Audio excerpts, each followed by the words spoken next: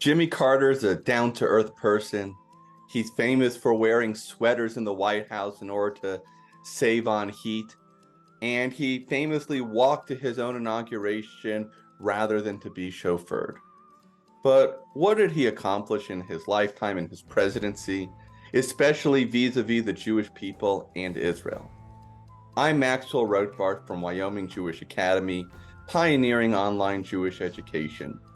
And in this video, you'll learn about how President Carter worked to facilitate an enduring peace between Israel and one of its long-standing enemies, what President Carter and Israeli Prime Minister Menachem Begin thought of one another, and how American Jewish voters changed their stance on his presidency when he sought re-election.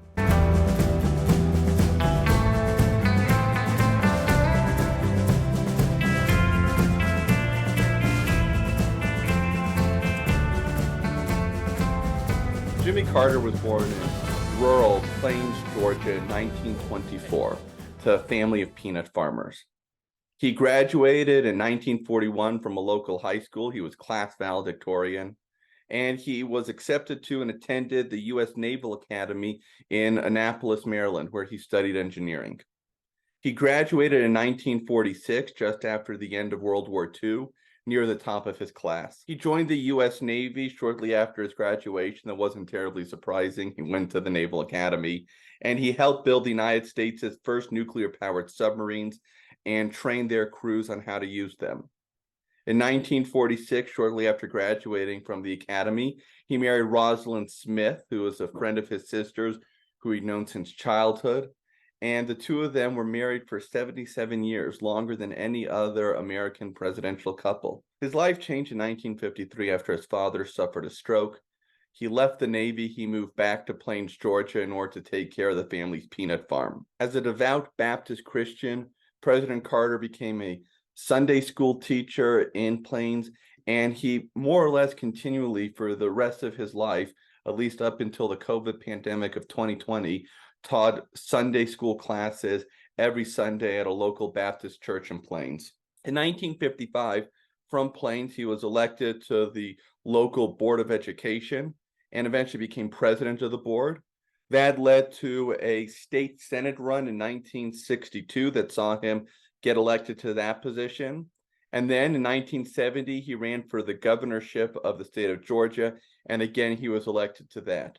As governor of Georgia, his policies including working to promote equality for Black Americans and also streamlining government agencies and the government budget.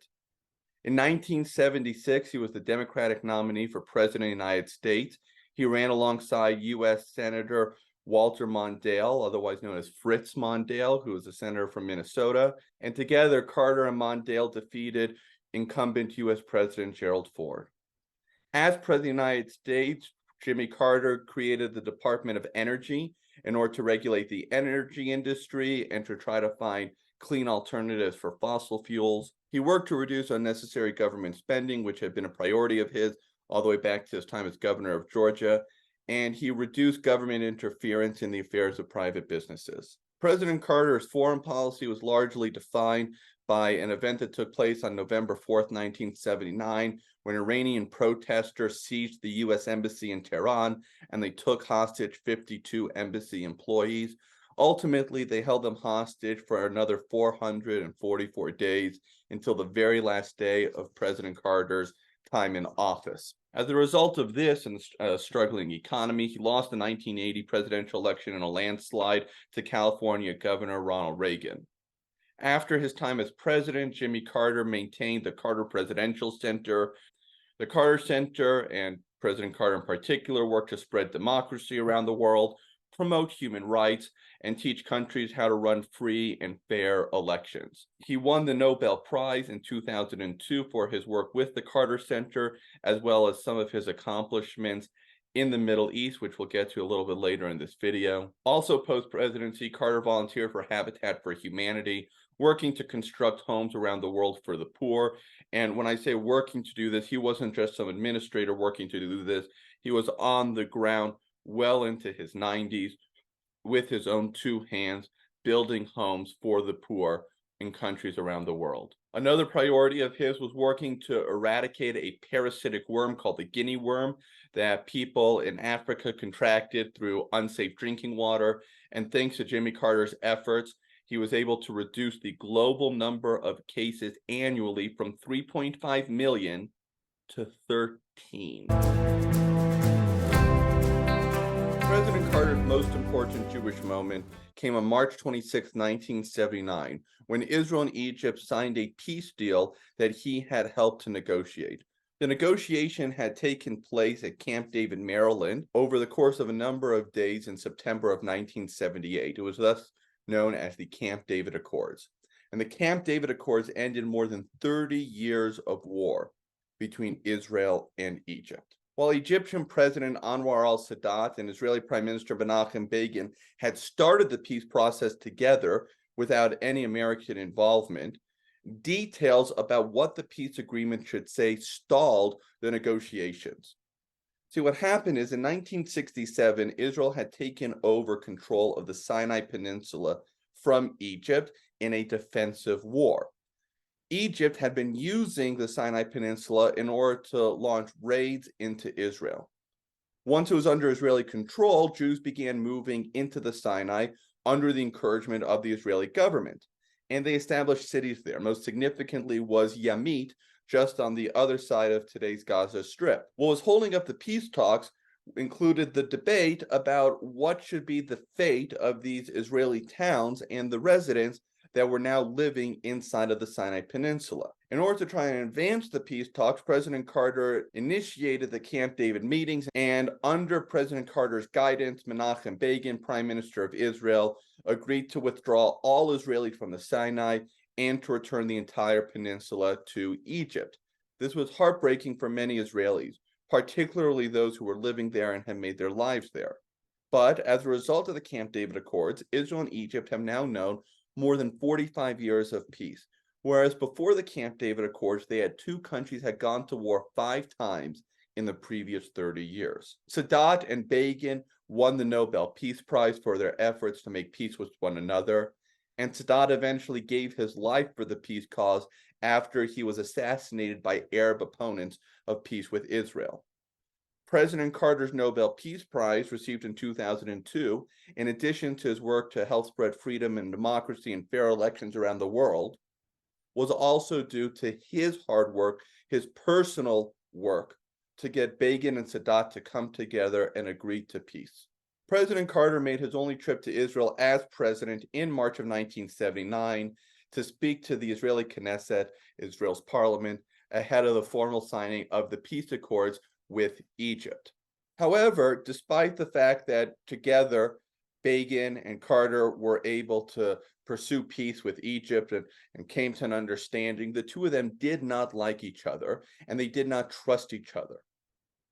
Carter thought that Begin didn't go far enough to achieve peace, particularly when it came to coming to an understanding, some type of peace agreement with the Palestinian Arabs, because Begin was unwilling to give up any land in what Israel calls Judea and Samaria, what the rest of the world calls the West Bank, in exchange for peace with the Palestinian Arabs. Begin said that the reason he did so is he didn't trust the Palestinian Arabs to be good faith negotiators, unlike Anwar al-Sadat, which he did. At the same time, Begin did not trust President Carter's attitudes towards Israel. In 1980, when Jimmy Carter lost the presidential election to Ronald Reagan, he laid partial blame for his loss to American Jewry's reaction to his frayed ties with Menachem Begin. President Carter appointed many Jewish people to his cabinet and as advisors, including Secretary of Defense Harold Brown, Secretary of the Treasury Michael Blumenthal, Secretary of Transportation Neil Goldschmidt, Secretary of Commerce Philip Klutznick, White House Counsel Robert Lipschitz, and Domestic Policy Advisor Stuart Eisenstadt. Eisenstadt actually played an important role in advising President Carter to establish a special commission on the Holocaust, which eventually led to the creation of the United States Holocaust Memorial Museum. President Carter also started the tradition of having an annual menorah lighting at the White House during Hanukkah. As president, Jimmy Carter welcomed Jewish refugees from the Soviet Union and from Iran, and he pushed the Soviet Union into upholding its human rights commitments, particularly towards Jews. When it came to the Palestinian Arabs, President Carter was vocally opposed to efforts of U.S. companies to join an Arab League boycott of Israel in order to try and push for a Palestinian state. But at the same time, he also supported the formation of what he called a homeland for the Palestinian Arabs. There were a number of controversies when it came to President Carter, the Jews, and Israel during his time in office. Among these included in 1979, when his ambassador to the United Nations, Andrew Young, held secret and unsanctioned meetings with the Palestinian Liberation Organization terrorist group. This led to President Carter having to fire Ambassador Young. President Carter also sold about 60 F-15 jets to Saudi Arabia, despite a great deal of pressure from American Jewry, which was concerned that these jets were going to be used against Israel. President Carter tied the deal to the sale of 15 F-15 jets to Israel. But to many American Jews, the disparity still left Israel in a very vulnerable position. President Carter's national security advisor, Zbigniew Brzezinski, boasted that this deal would, quote, break the grip of the Israel lobby in Washington, D.C., suggesting, in other words, that it would show pro-Israel activists in the nation's capital that the Carter administration was not going to be swayed by them. President Carter also encountered difficulties from his brother, Billy Carter, who told Libyan diplomats that, quote, the Jewish media tears up the Arab countries full time. The White House had to respond by issuing a statement that, quote, Billy is a private citizen and doesn't make foreign policy for the United States, nor is he an advisor to the president.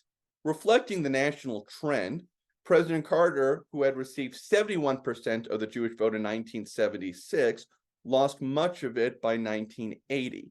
He received only 45% of the Jewish vote when he ran for president a second time, which was the second lowest of any Democrat since record-keeping started in 1916.